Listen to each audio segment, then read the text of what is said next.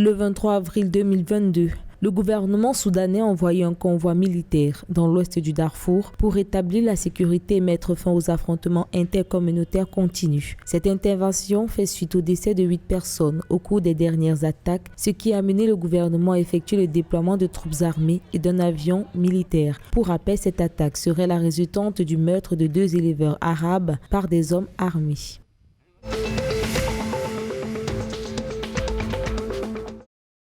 Revenons sur l'accord de migration. Le haut-commissaire britannique au Rwanda, Omar Dahir, a déclaré que les gouvernements sont convaincus de pouvoir développer un partenariat juridique qui respecte toutes les obligations et garantit un traitement correct des personnes vulnérables. Rappelant que le partenariat pour la migration et le développement économique concerne tous les migrants et demandeurs d'asile arrivés illégalement au Royaume-Uni à partir du 1er janvier 2022, principalement en provenance de pays africains, d'Irak, de Syrie.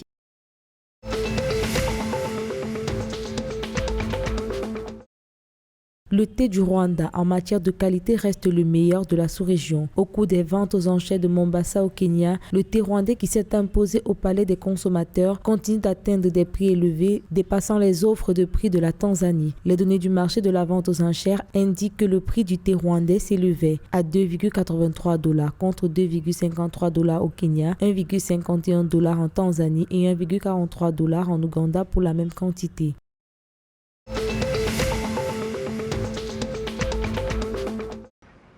L'Éthiopie a commencé à modifier sa loi nationale sur les paiements. Cette action vise à ouvrir la voie à Safaricom pour introduire le système de microfinance M-Pesa sur le marché de 110 millions de personnes. La Banque centrale éthiopienne a rédigé un projet de loi qui permettra aux investisseurs étrangers d'offrir des services d'argent mobile, stimulant des entreprises telles que Safaricom qui cherchent à démarrer des opérations dans le pays cette année.